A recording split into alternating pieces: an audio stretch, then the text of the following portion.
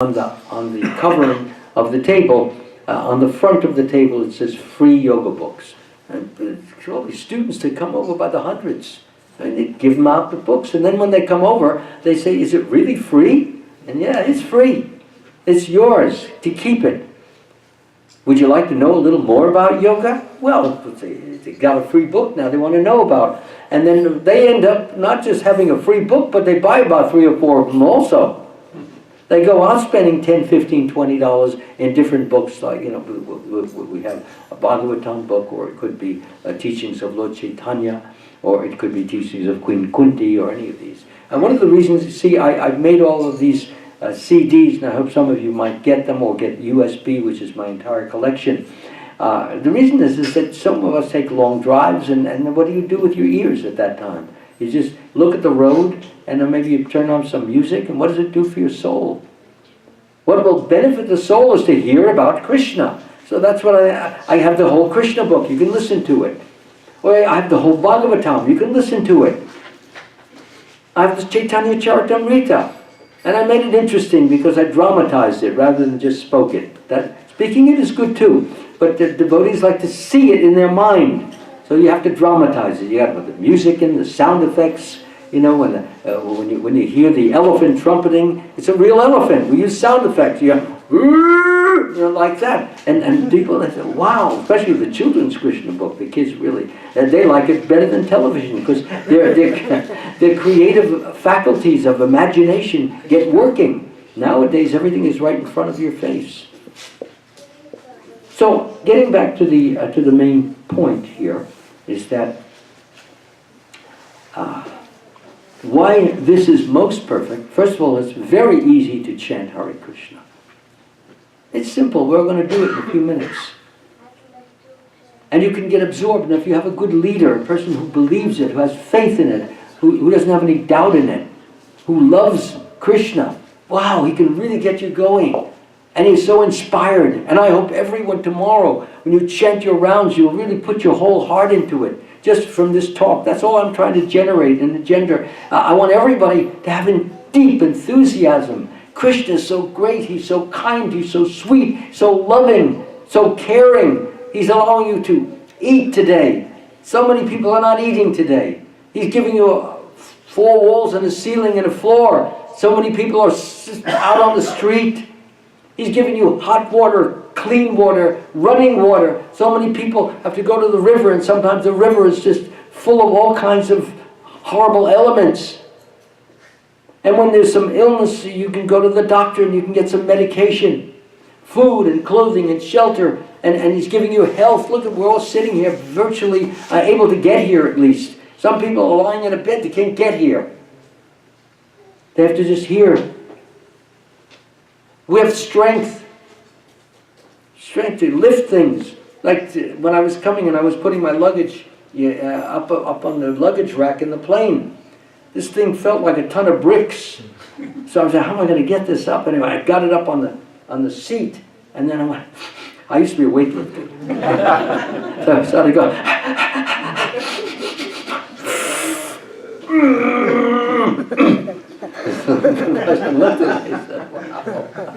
the weight as much as I did almost. I was about 117 pounds or so. So, yeah, he gave me the strength to do it. And I said, thank you, because I didn't want to ask this, the woman who's the flight attendant that she could do it, and I can't do it. How shameful. There goes my pride. So, and they're all very eager to help. That's Krishna's mercy. The flight attendant, female, male, doesn't matter. Can I help you, sir? Everyone want to help me? This is Krishna. I don't think that this is their love. It's Krishna's love coming through them. And that makes me love Krishna more. He's so concerned. I'm walking on the street in front of the new Dwarka temple. Oh, I'm about to hear, I just got some nice maha. Please take it. Oh, okay, thank you very much. I really appreciate that. Oh, it tastes delicious. Go ahead, take it now. All right, wow, it's great. This is Krishna. Every time something good, something great, something glorious, something sweet, something wonderful happens, thank Krishna. He's doing it. He's giving it to you. But what about the bitter stuff? Thank him for that too. Yeah. Bitter stuff makes you sensitive to the pains and the sorrows and the sufferings and that other people have, which we sometimes are. I don't want to hear it. Each person tells me about his, I got a pain in my shoulder, and they'll always say, "Oh, I'm sorry, but I don't want to hear it." Really. You want to hear it if you know what it feels like, and when you have it, and your own shoulder or your neck or your shoulder, your knees or whatever are paining, and you know what that feels like, then when he tells you about it, you have compassion. And what is compassion? Compassion is being able to put yourself in another person's position and trying to relieve it if you can, either with nice words or with nice action, but or just whatever way you can. So therefore, this is personalism, okay? This is what Prabhupada gave us. Prabhupada never refused when somebody gave him something. He never said, "No, I don't want this." Like putting on a show of humility. "No, I don't need, I'm not worthy of this." I see devotees doing that. So what is this nonsense?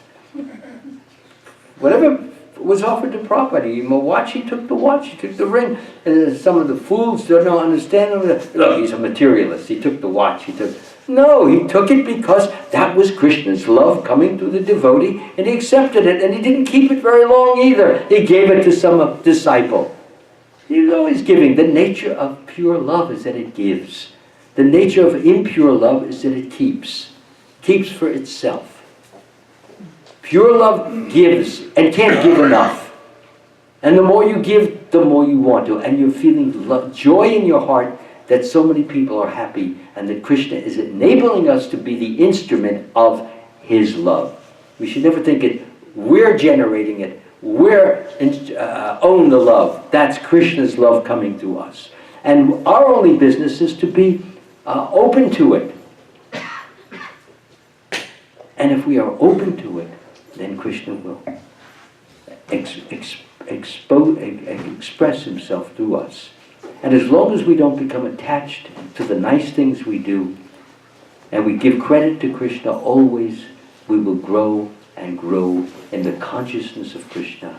And we will begin to see more and more how great, how wonderful, how marvelous, how caring, how sensitive, how affectionate he is to us. And anything which we call untoward or unfavorable, we'll find that the ultimate analysis is also his love for us. We need to see that. Srila Prabhupada ki! Jai! Lord Krishna ki! Jai! So I've babbled enough. And I would like to open this now to anyone who has any questions or doubts or confusion. Do I see a hand going up over there? Yeah, that's a hand. Okay, so you can, do we have another mic? No? Can you speak loud? Dandavat. Oh, Hare Krishna, Dandavat to you too. Thank you for a wonderful class. Thank you for listening, Mataji. Just because of you saying the apple coming, sweet coming, giving all these people and mystic power, so I just remembering one incident happened. That big hair Sai Baba. Yeah, we don't need to mention names, you know, it's not necessary. I just have to say. I know, everybody knows already who it is. So, P.C. Sarkar in Bengal was the greatest magician in the world. So he went to see him at the normal dress, and he asked him, he wants to, "What do you want?" He said, "Yeah, I like rasgulla." So he gave one rasgulla. What? A what? Rasgulla. A rasgulla, okay. He gave one rasgulla. So P.C. Sarkar did like this and said, "I can give you more bigger rasgulla." So he gave him that more bigger rasgulla. Then he got a little bit upset. Then he said, "Okay, I'm giving you a Rolex watch, you know." And then P.C. Sarkar said, "I'll give you diamond set Rolex watch." And then he gave that. So they go in competition like this. He's pulling like this, giving, he's giving. So after a few seconds, he said, "Who is this? Why is doing that?" Then he said, "Oh, now I reveal myself." Now I what? Now I reveal myself. Yeah, I am P.C. Sarkar. I am the magician, you know. Oh, okay. You are also one magician. Yeah. Don't you think you are God? Yeah. Everybody is saying, making foolish. Yeah. we become God. Yeah. You are a simply magician. What Yeah. I have, you have. But I do show and make money and do this. I never say I'm a God. Yeah. So please remember that. Then he got so, all his people got so angry with him and throw him out and fighting and all this. So he came Yeah, out. yeah, yeah. So Yeah, it's an interesting, I saw the video of that, by the way, what you're talking about. I was there, believe it or not, I was with Amal Krishna, and he was in Los Angeles, and somebody had brought the video of just what you're talking about. And the camera, when that particular so-called Swami, when he produced some things, from the, you could see he had it in his sleeve. Yeah. And the camera was close, and you could actually see him sliding it out with his fingers like that. So, as I said, that's why Prabhupada, he gives no credit. Now look at Hanuman. Hanuman never put on a show. He just did service for Lord Ramachandra. And in the course of his service, he flew through the sky. You see, he could make himself small like a little kitty cat. Or he could make himself large like a big mountain. But it was not for anyone's show. It was to get the job done well and get it done fast. The whole different thing. And did he ever even speak of his accomplishments? Absolutely zero. He didn't even want to talk about what he did. But who did talk? Ramchandra. He grabbed him and hugged him when he came back, and he told him, I know where Sita is, I know exactly where she is, and she wants to sit. And he gave him such a hug, and Hanuman was just like almost electrocuted with the bliss. Like Jagai and Madai, they got electrocuted by the lecture and his hug. It's amazing, this is spiritual energy that comes out when the affection is pouring out. So thank you for that nice little story, Mataji. I really appreciate that. Anyone else have any question about what I've said? Any? You have a question, probably? Well, not a question. If anyone else has a question, just an extra. What? Anyone else question first? Does somebody have a question? Sashikant Prabhu, you had your hand. Maharaj, I think you go first. Yeah. Sure. Oh, because we're talking about Rolex watches. There was one devotee, and he bought Prabhupada, this was in the 70s, bought Prabhupada a Rolex watch, gold. Mm. Back then they were like $700-800 in the mid-70s. Mm-hmm. So that was a lot of money back then. Mm-hmm. So he gave Prabhupada the watch, and Prabhupada said, oh, very nice, put it on. And another devotee bought a watch. He goes, oh, took it off, handed it to someone else. The devotee's like, they were totally shocked. Prabhupada was so detached. He just took it right off, Yeah. passed it off. He didn't, And then the other one was the, you were talking about the big boss. So in the hospitals, or anywhere, a doctor, Prabhupada said the doctor is in Kali Yuga, is like, he's the Brahma. He's what? He's the Brahmana. Yeah. So the thing is, that he gets all kinds of respect, but the nurses say, from experience, that when the doctor has to become the patient, they're the worst patients. Because they've been giving all these orders, and they've been getting all this respect, and now the nurse says, you have to do this, you have to take this medicine, you have to stop doing this, you can't eat that, and so he's very humiliated. Yeah. That's just the point. They want to stay in the limelight of lordship. And as soon as that light begins to fade, it's like, I'm no longer God, and that's what I came here to be. And therefore, my whole identity is diminishing. And what do you do when you're diminishing? You're gradually becoming zero. You're frightened. You're in anxiety. Everything is uncertain. You know you're going to die. And what's going to happen after death? It's a big, big loss of identity. We talk about identity theft. There's no greater identity theft than this. Losing your identity, as a so-and-so, big doctor, big dentist, big actor, big lawyer. That's real identity theft. And Krishna steals that false identity from you and leaves you in a helpless position. If you have any intelligence to say, how did I get into this?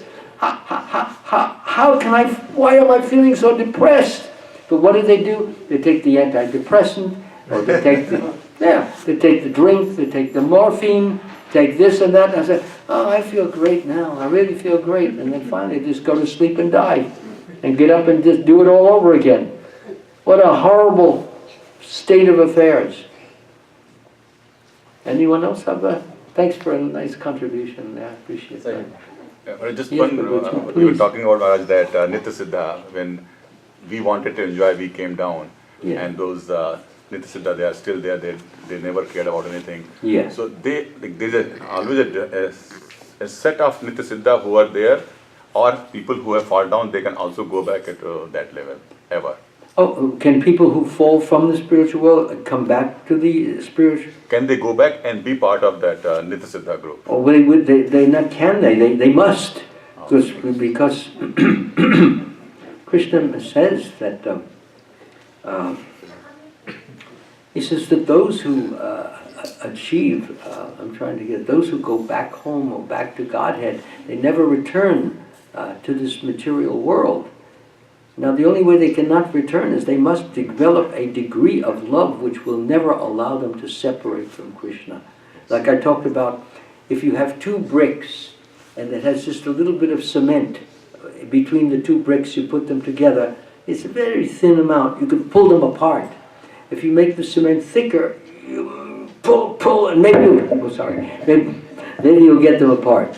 But if you make the cement so thick that you cannot get them apart, but when your heart becomes so stuck, so adherent to Krishna's heart, well then nothing can separate you anymore, you see. So therefore when a person goes back, he doesn't get back there until he develops a sufficient amount of love, or Krishna gives him, even if he doesn't have that sufficient amount, Krishna, because of his service that he's performed and how he has given pleasure to Krishna, even though he may not be in some high consciousness, but he's, like, you take Jayananda Prabhu, he served so hard, he wanted always to put on the Ratha Yatra and make sure that millions of people, so even if he himself was not in that highest of consciousness, even if he used to eat huge plates of halwa at night, Krishna doesn't care about that.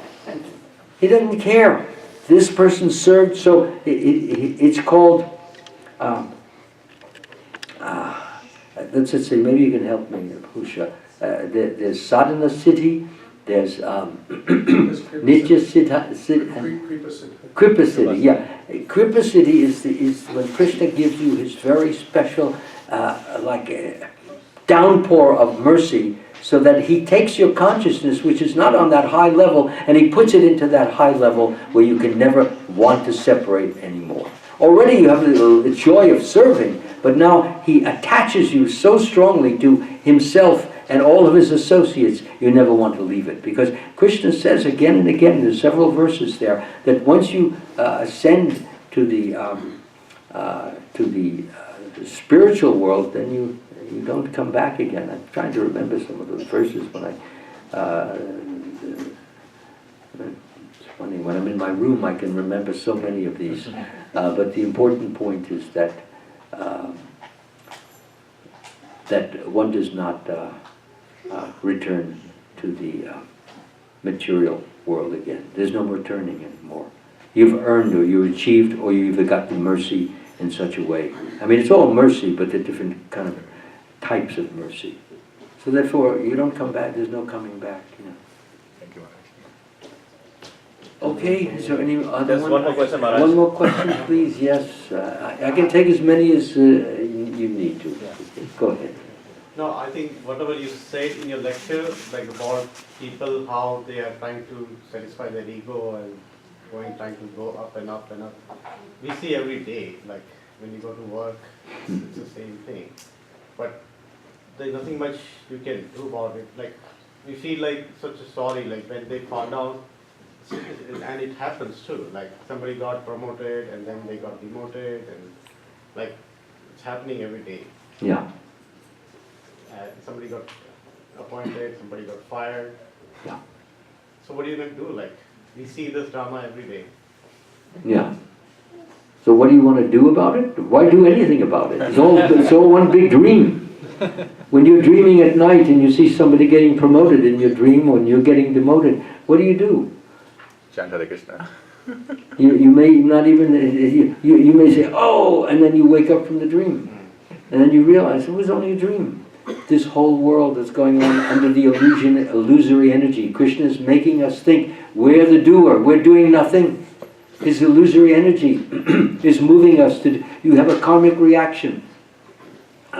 Then that you, excuse me, for example, somebody has to has a karmic reaction coming to him. So, and I have a tendency, for example, maybe you have a karmic reaction that you should receive a bonus from your check. You've been working very hard. So Krishna can make me aware of the fact that he's working hard, he's doing a lot more. So give him, so therefore I give you that. And so that's part of your good karma. You've done something to earn that in the past.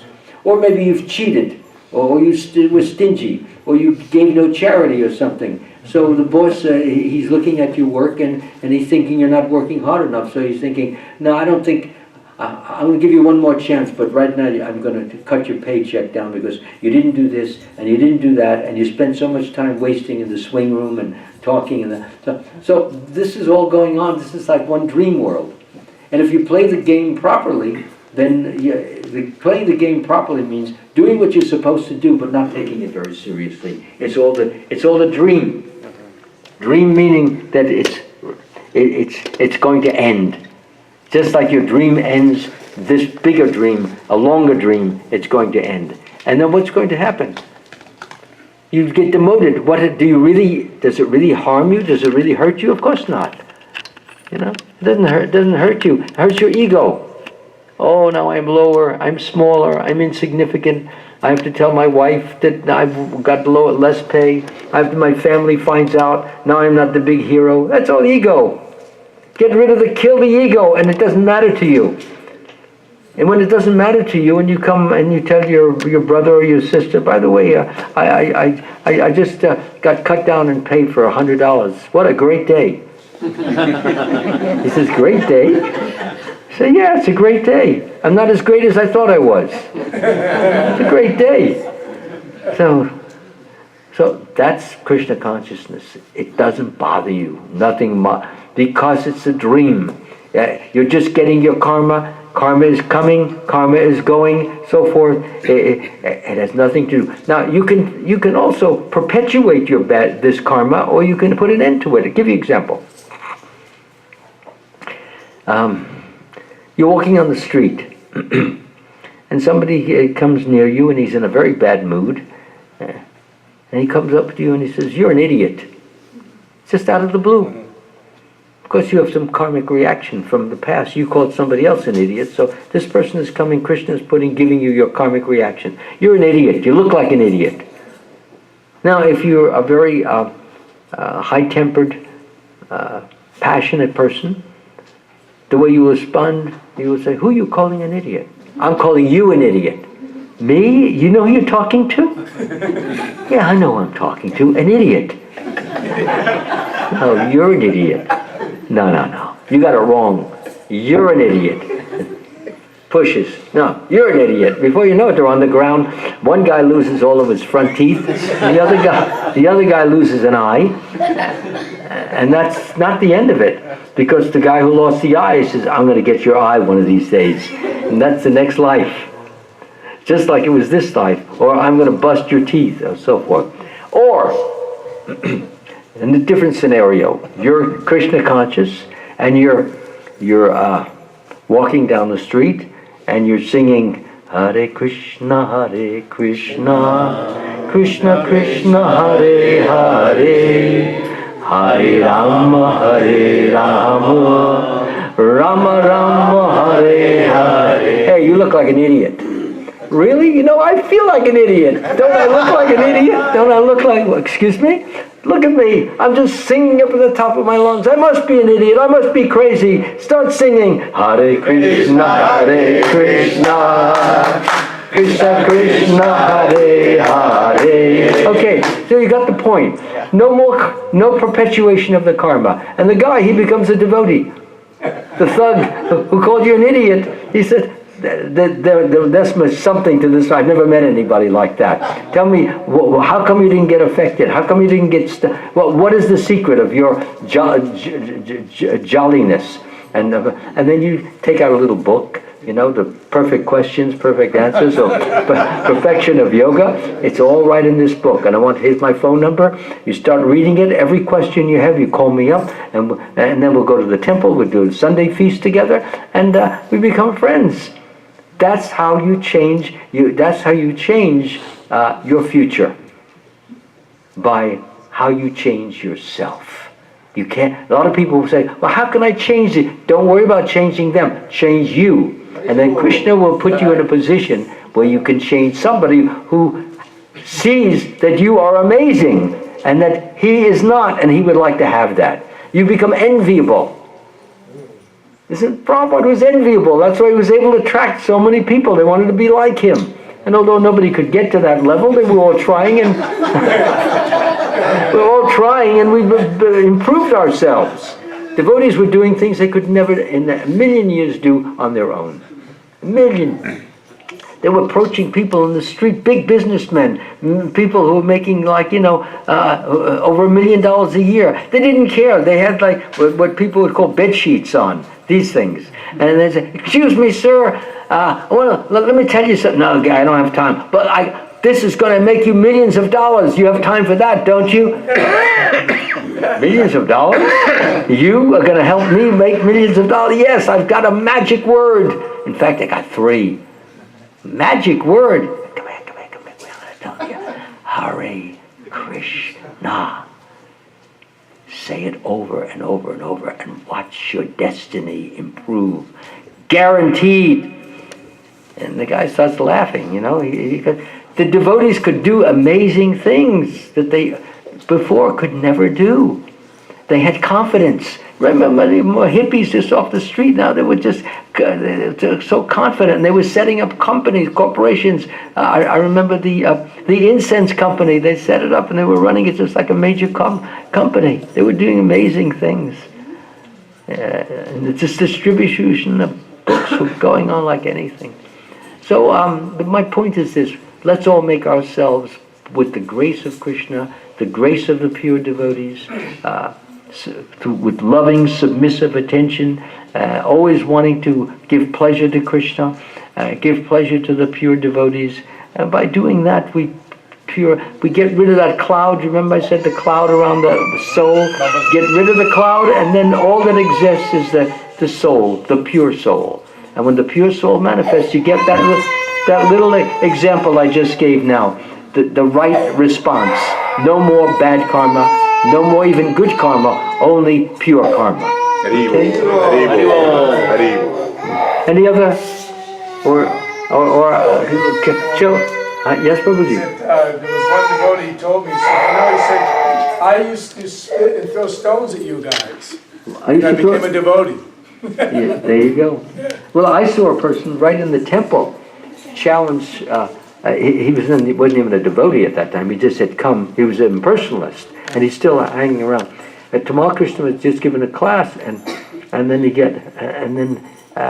he challenged Tamal Krishna on the philosophy, and then he came up, and he was like he was wanted to fight him. I was right there. He says, "No, this is wrong." Well, Tamal Krishna came down heavy on the impersonalists. This guy had an impersonal guru. It was what was it? Maharaji. Yeah. Maharishi. So Tamal came down and exposed what they're all about, and what and the guy got up as if to say, "Who are you to?" But he didn't mention him by name. He was just saying, "This is how these impersonalists act," and so he took it personally, and he got up, and he was just coming right over the Vyasa, and then 3 hands grabbed him, one on the arm, none by the neck, and they just dragged him out of the temple. And I remember Rameshwar was there. Says, "Don't hurt him! Don't hurt him!" We don't want any lawsuits. and Tamal Krishna was just there, very peaceful, the whole thing. Wind up, bottom line, guy became a great book distributor, and he's still at the Dallas Temple, as far as I know. I don't remember his name, but he comes to LA every so often. Nice devotee. Yeah. So there you are. You see, Krishna's in charge, if you have any doubts. Okay, so why don't we have some kirtan? Maybe some of you others, we have any good kirtan leaders here? Well, because I don't want to talk, I've been talking too much. So we can have Bhakta Prabhu actually lead them. Bhakta Prabhu, would you like to lead them? Yeah, would you like to? Oh, please. I mean, I'm not a great kirtan. well, you don't have to be great, you just have to be enthusiastic. And you are. Already.